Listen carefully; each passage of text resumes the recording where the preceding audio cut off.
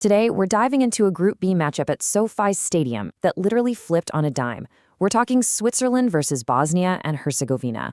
For a long while, it was this slow, super stagnant test of patience, right? But then, out of nowhere, it just exploded into absolute chaos. Let's get right into it. Okay, let's dive into this, because this right here is the central mystery we are unpacking today. Think about it. How does a game that looks like a total 0-0 chess match just suddenly morph into a breathless 5-goal thriller in roughly 15 minutes of game time? It's the kind of whiplash that leaves fans completely stunned. To really get how this happened, we've got to break down the tactics, those massive turning points, and the sheer momentum shifts that took over the pitch. You want to talk about extreme contrasts? Look at this. First 74 minutes, 0 goals, absolutely nothing. Then, the final 21 minutes give us a staggering 5 goals. It is practically unheard of to see a match backloaded with this much concentrated firepower at this level of international play. It's like someone just flipped a switch. So, how did we actually get here? Part 1, a stagnant opening act, the tactical stalemate. For the first 45 minutes, this game was an absolute tactical gridlock. Both Switzerland and Bosnia-Herzegovina rolled out incredibly cautious game plans. They packed the center of the pitch so tight there was literally no room to breathe, let alone pass. They were just testing the waters, refusing to overcommit players forward, entirely focused on keeping that defensive shape. The result? Both backlines held firm, and the goalkeepers barely broke a sweat. It was a true stalemate, and honestly, everyone in the stadium was just waiting for a spark. Part 2. Masterstroke substitutions. Murat Yakin's turning point. Now, what's really interesting about this slide is that number right there. 79. That's not a jersey number, and it's not the minute on the clock. That is 79 miles per hour. That is the exact speed of the incredible turn and volley from Swiss substitute Johan Manzambi that just rocketed past Bosnian goalkeeper Nikola Vasil. It was a shot of pure, unadulterated power, and it completely shattered all that quiet, nervous tension that had been building up. Let's break down the mechanics of this 75th minute breakthrough, because it is a beautifully constructed sequence. It kicks off with Rubén Vargas. He finds this tiny sliver of space and aggressively drives down the left wing.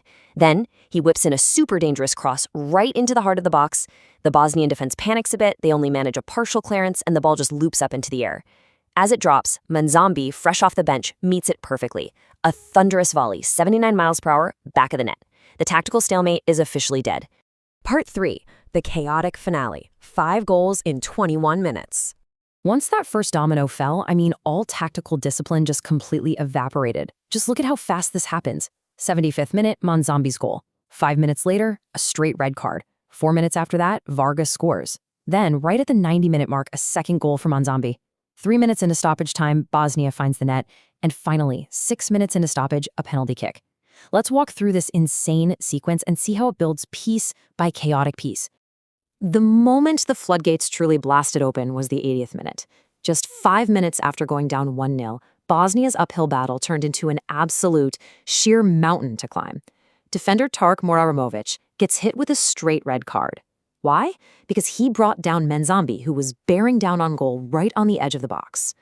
Playing from behind is tough enough, right? But playing from behind with only 10 men against a suddenly firing Swiss team, that's nearly impossible.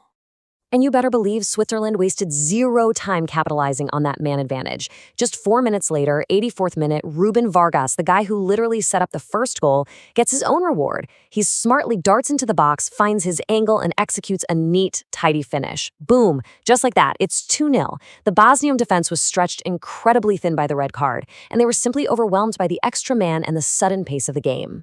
So, the crucial takeaway here is that Switzerland didn't just park the bus on a 2-goal lead. They kept pressing hard. The surgical precision of this 90th minute strike is beautiful. It all starts with veteran vision. Granit Xhaka spots Vargas making another penetrating run. Vargas gets the ball, but instead of forcing a shot, he executes this perfectly weighted cutback pass. He pulls the ball away from the goal mouth right into the path of Manzambi, who just calmly slots home his second goal of the night. It's a textbook team goal, making it 3-0 and effectively putting the game to bed.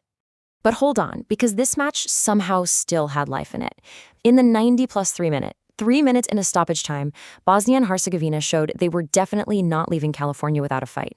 Substitute Ermin Mahmić steadies himself and just unleashes a massive right-footed consolation rocket straight into the back of the net. Makes it 3-1. It obviously doesn't flip the outcome, but what a massive statement of pride and resilience from a team playing down a man. Switzerland, though, would get the very last word in this wild sequence.